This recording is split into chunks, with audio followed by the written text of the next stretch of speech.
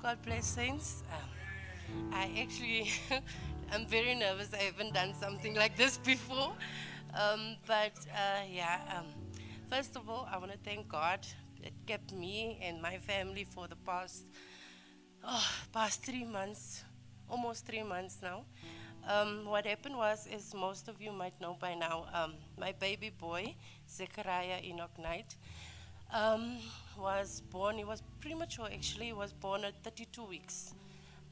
3 weeks prior to his birth, I told Zephy, something is wrong with this baby. Went to the gynae, they said, no, everything looks fine and all that. So, sorry, I'm very nervous. So, every week after that, I kept on telling Zephy, something's wrong, something's not right with this child. And then eventually the doctors decided, okay, they're going to take him out even though he's premature. When they took him out, he had the umbilical cord around his neck and he was blue, which means he wasn't getting oxygen. They resuscitated him and then they brought him back. So he was in the NICU for 40 days. And then on the 41st day, he was discharged. But what they noticed was he had 2 holes in his heart. And they kept on saying his heart is working too much. He needs to see the cardiologist, the specialist. But they discharged him because they said he's doing much better. So we took him home. And I had him with me for 10 days when everything changed for us. Sorry, I'm getting emotional. So,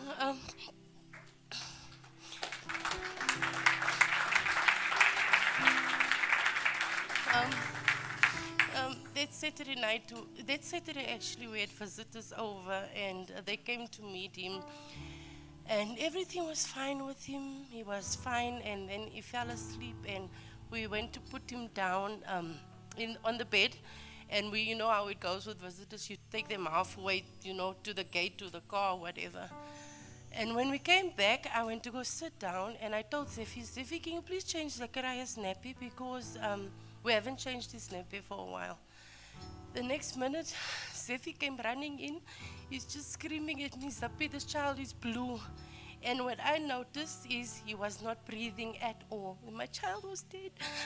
And something in my ear just said, CPR. Now, I'm a nurse, so I knew exactly, I knew about it, but in that moment, as a mother, you don't think, thank you so much.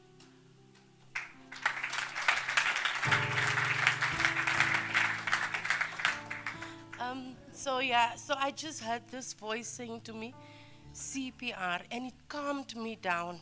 And I told Zephy, call a friend of mine that stays just a few houses from me, she's also a nurse, call Rochelle, and I told the nanny, please call my dad, because I need my dad to pray for this child is dead. And on the 3rd round of the CPR, as I was breathing into him, I heard him gasping, and he just went, and I knew exactly he was taking a breath again. So what happened was I told Zephy we have to take him to the nearest hospital. Taking him to the hospital, he lost his breath twice more in the car. But I didn't stop doing CPR because I knew if I stopped, he would die. Getting at the hospital, the nearest hospital, it was not his hospital, but it was the nearest hospital, and they resuscitated him and he was doing okay. But the problem was they couldn't put him on oxygen because of his heart condition. They say if they put oxygen on him, it's going to worsen his heart, so he will die. But they put him on something called CPAP that was just helping him breathe. And right through the night, as I was with him, I was holding him right through the night, I saw his sets dropping the whole night. So every 10 minutes or so, I had to wake him up to take breath again because he forgot to breathe. He forgets to breathe. It even dropped to, for normal, it's between 90 to 100, your sets. Zeki's one dropped to 19 at some point. So the following morning at 5 o'clock, it looked like, okay, he's stable. His sets was 74, which was still okay. And then again at 9 o'clock, I saw him turning blue again, which means he stopped breathing again. And I had to do CPR again on him. And, that's when I started going like ballistic. I was screaming at the nurses to come and help and the doctor because no one came to help me.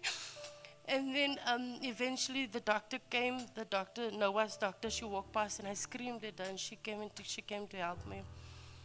Then that whole week, Zechariah we saw him just, I don't know, he's on his last breath, really. It was just a bad image to see.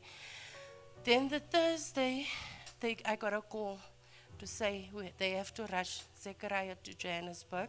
He has to go for emergency open heart surgery because his heart is much, much worse than what they thought.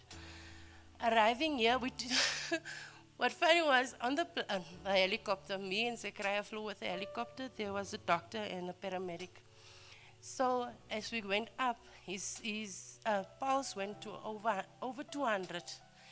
And I turned out the window and I looked out the window and I said, you know what, Zechariah, you're making me stress right now. Just calm down, boy.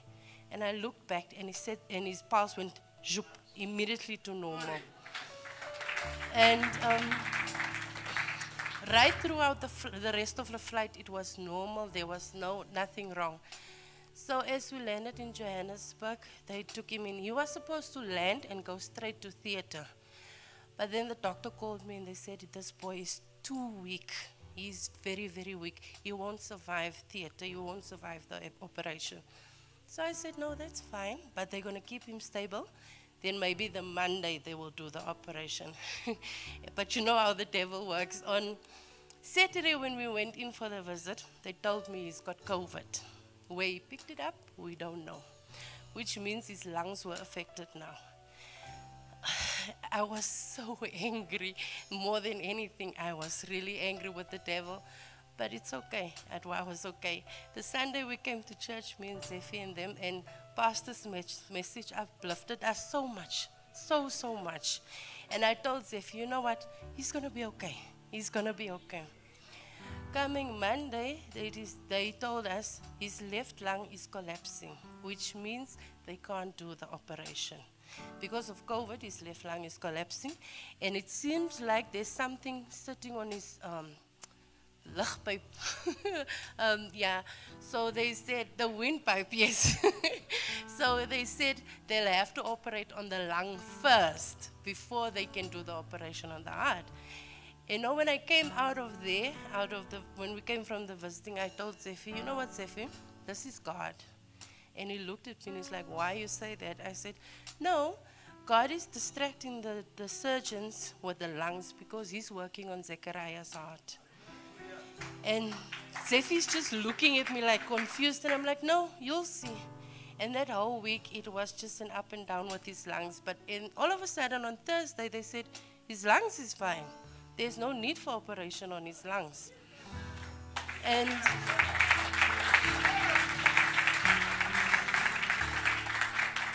then that was the Thursday. The Saturday, they told us, no, COVID is gone. There's no viruses. There's no bacteria. He's ready now for the theater. But they're going to operate him on Monday. So on Sunday, the doctor came to me. That's why I couldn't be in church last week.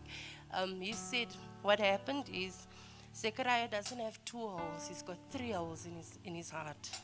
And it's growing bigger by the day, which means there's a flow of blood, the mixed flow of blood into his lungs, which means his lungs is full of blood. The second thing was his valves has not developed fully. So there's a whole mixture of blood, oxygenated and deoxygenated blood in his heart. Then the third thing was his aorta. His aorta is supposed, a normal person's is facing the left side. His was facing the right side, which means there was a blockage. And I said, okay, that's a lot, but okay. He said they won't be able to do one surgery. They will have to do multiple because it's too much for his small body to deal with all of that. So I said, no, it's fine. It's okay. Then they also said they will take an ox vein and put it with the aorta to help the aorta work. And then every 4 years, he has to come back so that they can replace that vein. So I said, okay, that's fine. Then I was praying. I found my family. I found my dad, all of them, like, just pray because it's quite a lot. It's quite a lot to deal with, and he's such a small boy. So Monday came. I went in at 8 o'clock, and they said, okay, they're going to take him now to theater. I must kiss him and say goodbye. So I told the surgeon, I'm going to kiss him, but I'm not going to say goodbye.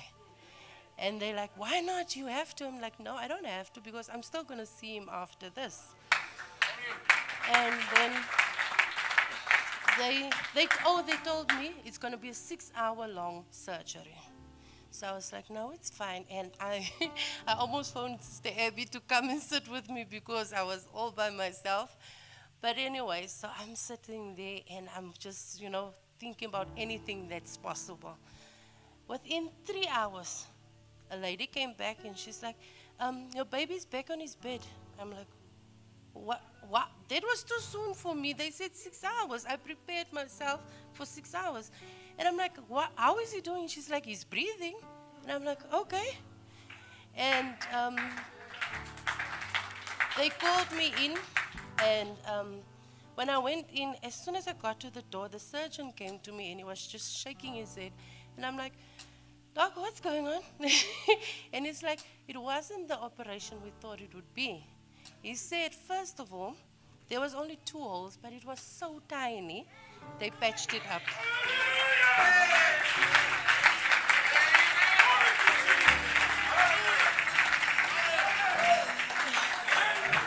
And then he said the second thing, the valves has fully grown.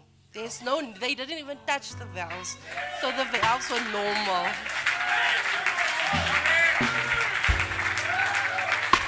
And then the third thing was the aorta that was facing the right side instead of the left, it was facing the normal way.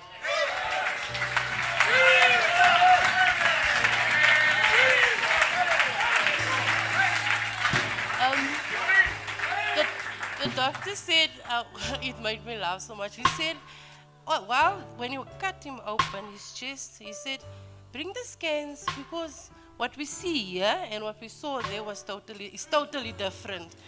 So when they brought the scans, he told me, Mommy, when I looked at the scans and I'm looking at him, I'm like, but that's completely different to what we prepared for. So there was no need for a big operation. He said, I don't have to come back anymore.